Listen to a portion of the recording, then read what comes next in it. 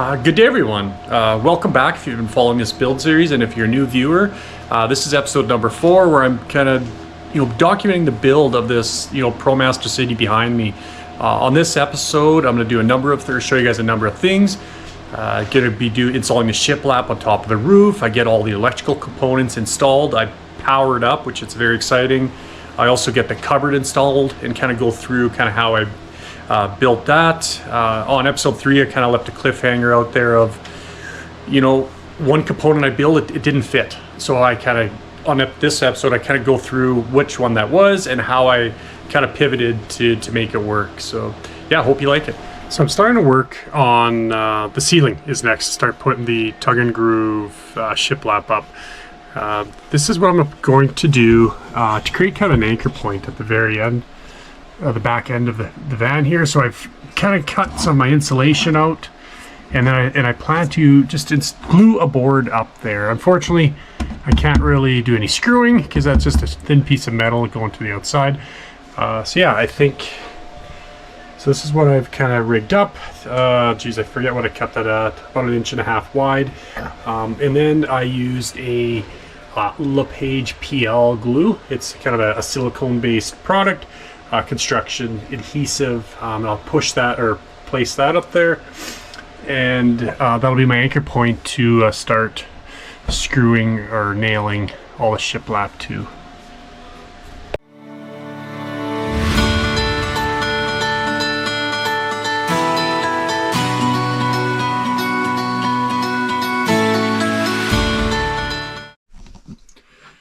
So I just finished installing a couple kind of strapping supports for once I put the shiplap up, and the other one is here.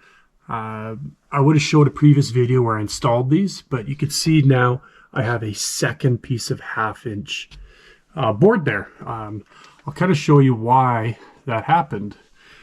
So I'm just gonna, I got a kind of a straight edge here. I'm just gonna stick up, but you can kind of see now it's good contact, good contact, good contact, and if you look over there, that's good contact there. So originally when I put this up, I didn't actually use the straight edge, and I just used the 1/2 inch, and it was obviously there was about a good 1/2 inch gap there. So I put the second one up, and it kind of made the difference there. So yeah, so once I start putting the shiplap up, I should have very little deflection, or yeah, it should be pretty straight when I'm starting to install this. Not looking forward to, I wish I was drilling into some wood, like this one here, but yeah, I'll just be using some self-tapping screws going into this structure as well as this one here.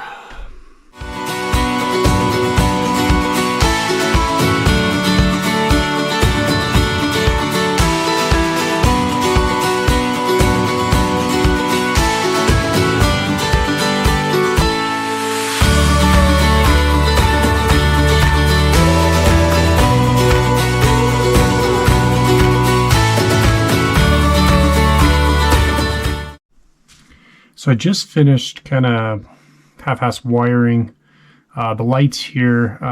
The kit I bought, it's come with six LEDs, little puck lights, or however you want to call it.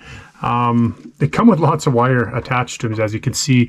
It also come with this little attached kind of junction box. I contemplating using it. In the end, obviously, I decided to use it. I thought it'd be less kind of putting butt splices and barrettes and so forth to kind of connect all the wires together. And in the end, I just have to connect this to my wire here I pulled. I want to show you guys how I kind of pulled the wires around, though. Hopefully you can see here in the poor lighting, but I just drilled a little hole through here and then fished the wire through. As you can see here, if you look close, I did take some electrical tape and wrap the wire here. What I'm worried about over time is the potential of the wires rubbing and then kind of essentially maybe grounding out or just not working anymore. So I did that anywhere that I drilled a hole through here.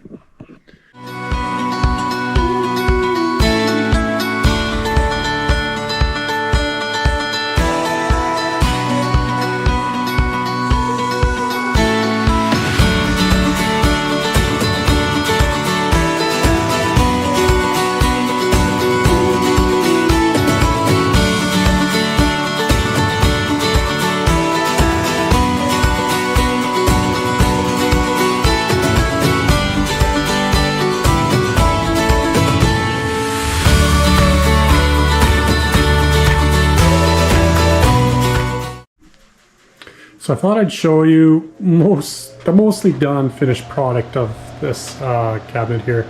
As you can see, I haven't put a door on here. Actually, there's not gonna be a door. There's gonna be drawers here. I just need to put some more thought into, there'll probably be 2, if not 3 pull-out drawers on here. Kind of going over here.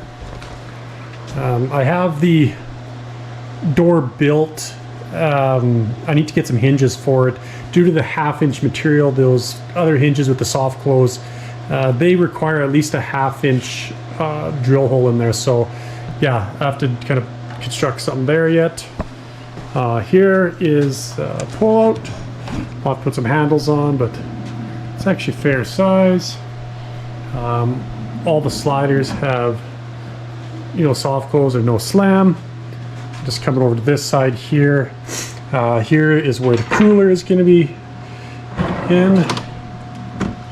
It's going to go in there. If you're wondering why, you know, I didn't finish that, that is actually, it's going to make room for the wheel well. Again, no slam. Here is, I'm going to have the four different switches. One other component here is there is going to be a sink here, obviously, and then the pump will be mounted inside here, and I'll have to kind of put some thought. I want to kind of put the switch over kind of where the sink and pump are somewhere. So yeah, no, it's pretty much ready to be put in the van here.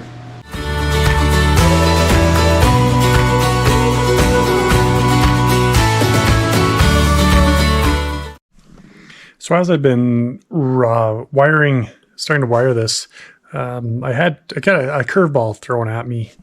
I had originally kind of drilled 4 separate holes in here, and that was to do, one was for my lights up top, one was for my lights, it's kind of some accent lights I'd planned, one was for the cooler, and then the last one I was going to use for turning the inverter on and off. After kind of just opening the box and kind of learning a little more about the inverter, it didn't have any functionality to remotely kind of use a switch like I was talking about. It did come with this controller. So that's, as you can see here, I'm going to cut in this controller.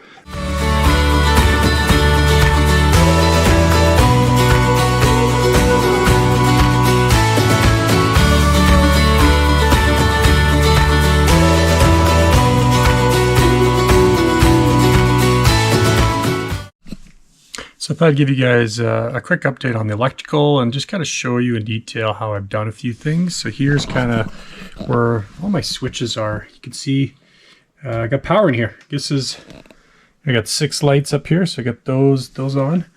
This next one is gonna be some accent lights. I'll have some lights on there, and as well as there you can see some LED light strips. This one here is for my cooler. So see the cooler there. Yeah.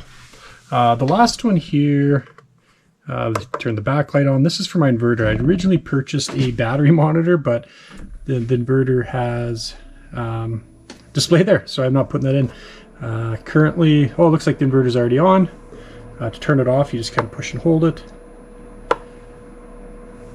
Push and hold it. There you go. And the inverter turns off. You can see there's the output, it goes from 0 volts from 120, but it still shows the battery condition and whatnot. One nice thing, actually, a little detail here, it shows the temperature inside the van as well. Here's kind of how I went about kind of run the electrical. Obviously got the cables going this way, got a hole in the back that I needed anyways for this little bump out for the door. Kind of routed it through here, cut a small hole, created this additional board here. And that's kind of where I routed all my cabling. Next time I do this, I would create, add another 1/2 inch. I can show you guys there. It's quite tight. Like I said, an extra 1/2 inch would have really helped. So it's not so congested there. You can see here to run the power for the 12 volt for the cooler here. Got a cigarette lighter there, and that's plugged in. I got the cabling strap there, so when the cooler's extended. It's kind of sitting there, but it doesn't get any good. Put it back in. It works pretty well.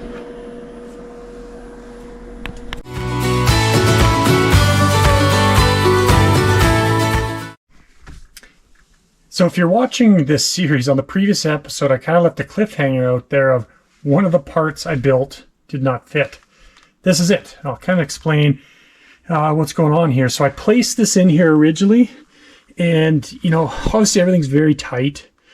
Once I put the seat in place to sit comfortably for a taller person, you can see here, it's several inches back from where I originally intended for this battery box. So obviously this pushes the battery box further, this pushes everything back further.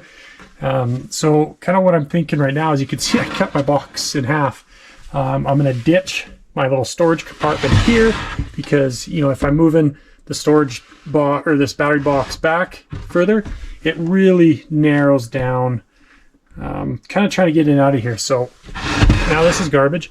Now my next step here is looking to cut down, basically put an angle on here. I'm going to remove the nice hardware I put in there, so it's the top's going to be screwed down there. So yeah, it's going to be trying to create an angle on here, so try to get this battery box is further ahead again. All right, here's the finished product for the battery box. As you can see, I installed the bed here and everything's kind of dry fit. Yeah, you can see I ended up cutting this at a bit of an angle. The batteries can go inside there.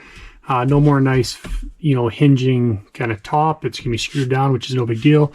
You can kind of see here, there's decent amount of space to get in here before, where I originally had the idea to have storage here. So nope, liking what I see here now.